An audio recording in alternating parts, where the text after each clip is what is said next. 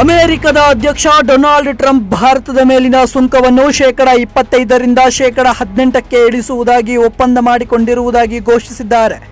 ಕಾಲಾನಂತರದಲ್ಲಿ ಈ ಸುಂಕ ದರಗಳು ಮತ್ತಷ್ಟು ಕಡಿಮೆಯಾಗುವ ಸಾಧ್ಯತೆ ಇದೆ.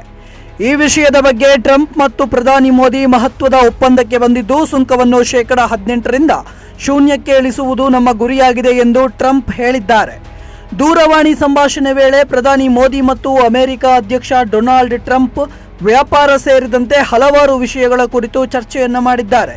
ಟ್ರಂಪ್ ತಮ್ಮ ಸಾಮಾಜಿಕ ಮಾಧ್ಯಮ ಟ್ರೂತ್ನಲ್ಲಿ ಈ ಬಗ್ಗೆ ಪೋಸ್ಟ್ ಮಾಡಿದ್ದು, ಪ್ರಧಾನಿ ಮೋದಿ ನನ್ನ ಆತ್ಮೀಯ ಸ್ನೇಹಿತರಲ್ಲಿ ಒಬ್ಬರು, ಹಾಗೆ ಅವರು ಭಾರತ ದೇಶದ ಪ್ರಭಾವಿ ಮತ್ತು ಗೌರವಾನ್ವಿತ ನಾಯಕ. ವ್ಯಾಪಾರ, ರಷ್ಯಾ ಮತ್ತು ಉಕ್ರೇನ್ ನಡುವಿನ ಯುದ್ಧವನ್ನು ಕೊನೆಗೊಳಿಸುವುದು ಸೇರಿದಂತೆ ಹಲವಾರು ವಿಷಯಗಳ ಕುರಿತು ನಾವು ಚರ್ಚಿಸಿದೆವು ಎಂದು ತಿಳಿಸಿದ್ದರು. ಸಂಸತ್ತಿನ ಬಜೆಟ್ ಅಧಿವೇಶನದ 2ನೇ ದಿನವಾದ ಇಂದು ಎನ್ಡಿಎ ಸಂಸದರು ಪ್ರಧಾನಿ ಮೋದಿಯನ್ನು ಸನ್ಮಾನಿಸಿದ್ದಾರೆ. ಅಮೆರಿಕ ಭಾರತ ವ್ಯಾಪಾರ ಒಪ್ಪಂದದ ನಂತರ ಸಂಸತ್ತಿನ ಆವರಣದಲ್ಲಿ ನಡೆದ ಎನ್ಡಿಎ ಸಂಸದೀಯ ಪಕ್ಷದ ಸಭೆಯಲ್ಲಿ ಎನ್ಡಿಎ ಸಂಸದರು ಭಾರತ ಅಮೆರಿಕ ವ್ಯಾಪಾರ ಒಪ್ಪಂದಕ್ಕಾಗಿ ಪ್ರಧಾನಿ ನರೇಂದ್ರ ಮೋದಿ ಅವರನ್ನು ಸನ್ಮಾನಿಸಿದರು.